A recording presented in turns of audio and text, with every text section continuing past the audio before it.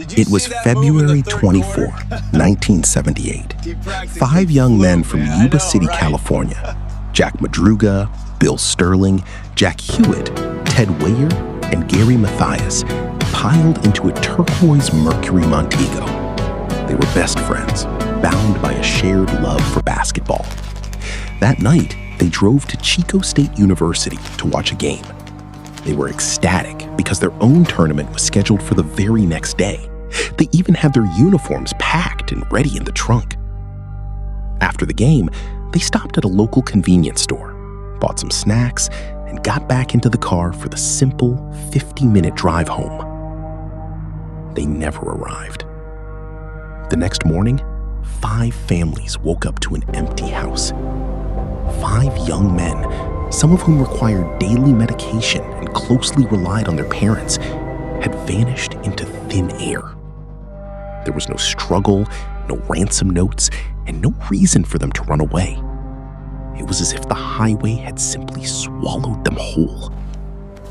But what the police would find days later, deep in the frozen, desolate mountains of the Sierra Nevada, would turn this missing persons case into one of the most chilling, illogical mysteries in American history.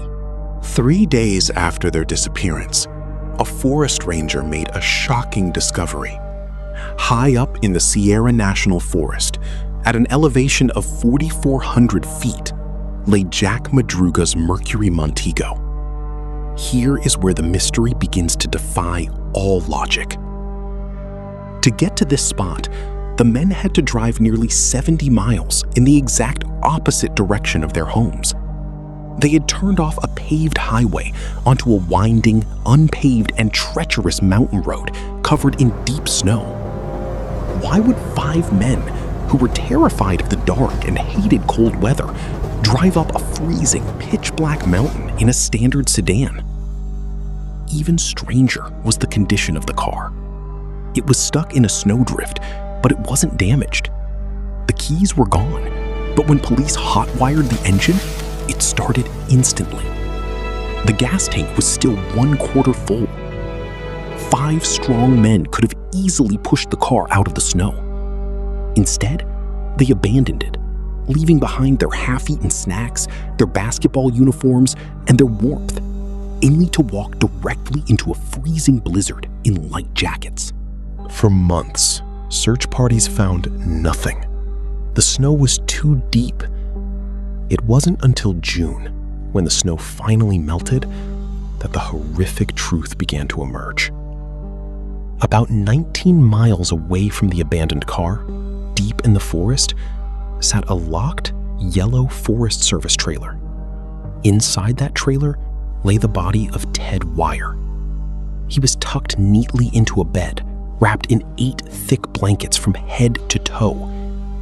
But the scene inside the trailer made the investigators' blood run cold.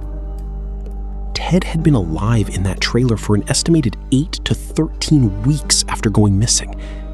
He had slowly starved and frozen to death, losing nearly half his body weight.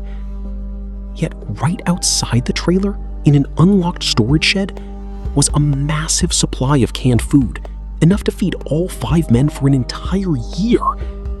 There was also a can opener, matches, and wood to start a fire. Yet none of it was touched. Ted had starved to death surrounded by food. He had frozen to death with a fireplace and matches just feet away. Why? What kept them from opening those cans or lighting a fire? Soon, the remains of Madruga, Sterling, and Hewitt were found scattered in the woods nearby, partially scavenged by forest animals. But the 5th man, Gary Mathias, a violent schizophrenic who had been off his medication for months, was never found. Only his shoes were left inside the trailer. Did Gary Mathias suffer a psychotic break and force his friends up the mountain at gunpoint? If so, where was the weapon? And why would the others obey him to the point of starving to death? Or did they see something on that road that terrified them so deeply they fled in absolute panic? During the initial investigation, a local man named Joseph Shantz came forward with a chilling story. He had been stuck in the snow on that exact same road on the very night the men disappeared. As he lay in his car suffering a mild heart attack, he claimed he saw headlight beams and heard a group of men walking past his car, along with a woman holding a baby in the headlights. When he called out for help, the lights instantly went out and the voices went silent. Who was the woman with the baby? Why did the 5 men ignore a man crying out for help in the dark? Nearly 5 decades have passed, and the Yuba City 5 remains an open wound for their families and a brick wall for investigators. No signs of foul play were ever proven.